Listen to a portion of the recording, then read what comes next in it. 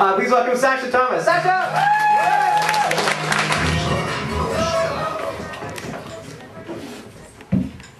Hello, everybody. Hello. You ever known anyone who acts like they're doing you a favor when really all they're doing is their job? Like the girl at Chopper's Drug Mart who did this to me. Came up to the counter, put my stuff there, she looked at it. This is the beauty counter, and you don't have any makeup, so technologically speaking, I don't need to take you here. Okay, lady, I get it.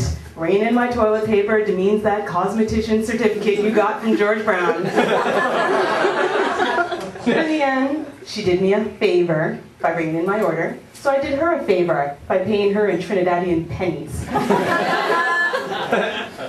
So I'm dating again, and I'm remembering, thank you, I know it happened to me, it happened to everyone then. And I'm realizing once more that accents are super sexy. I met this guy who had a British accent, and everything he said was hotter because of the accent. He's like, so what's your name, love? Can I get your number? If you sign right here, the Leon's card will arrive in 4 to 6 weeks.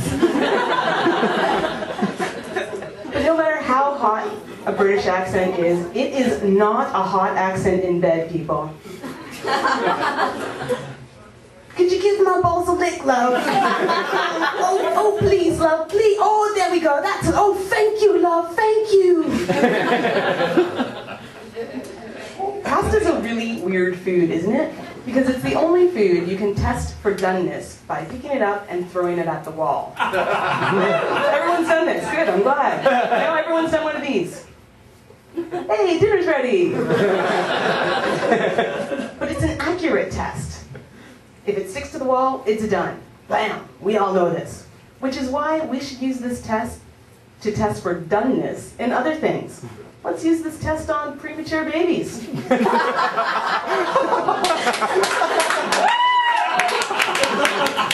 Nurse, baby X has been in this incubator for 2 weeks now.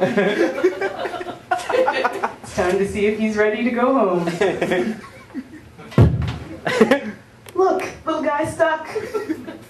Scrape him off the wall and you can take him back to his parents. Kids are cute, I find, until they do something way better than you can.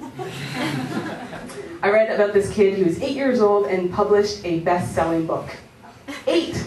Can you imagine what it's like for this kid in school? So, Jimmy, did you bring something for show and tell? My royalty checks. 8 years old, and he's already more successful than I'm ever going to be. Or most of us in this room will ever going to be. He's got money, he's going to have fame. All I have is life experience.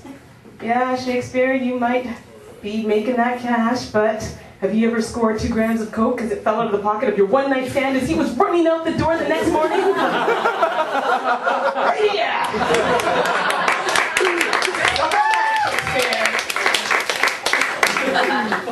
And he's only 8. I wonder...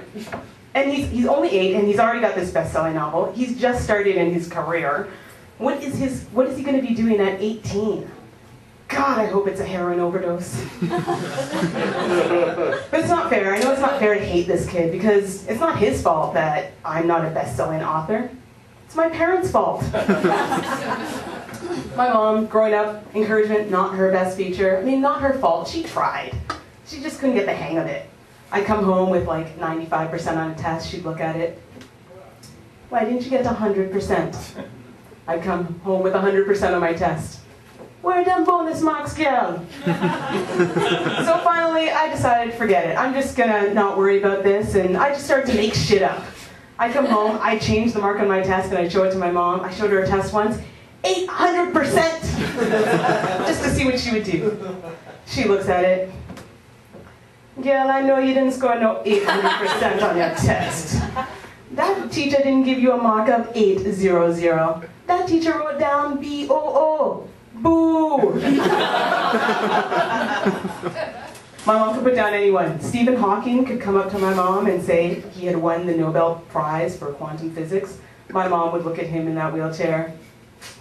Mr. Hawking, they just give you that nice prize because they felt sorry for you in that wheelchair, that voice thing, you know. We all do some stereotyping. Everyone does it all the time. People look at me and they assume that because I'm black, I must have a big cock.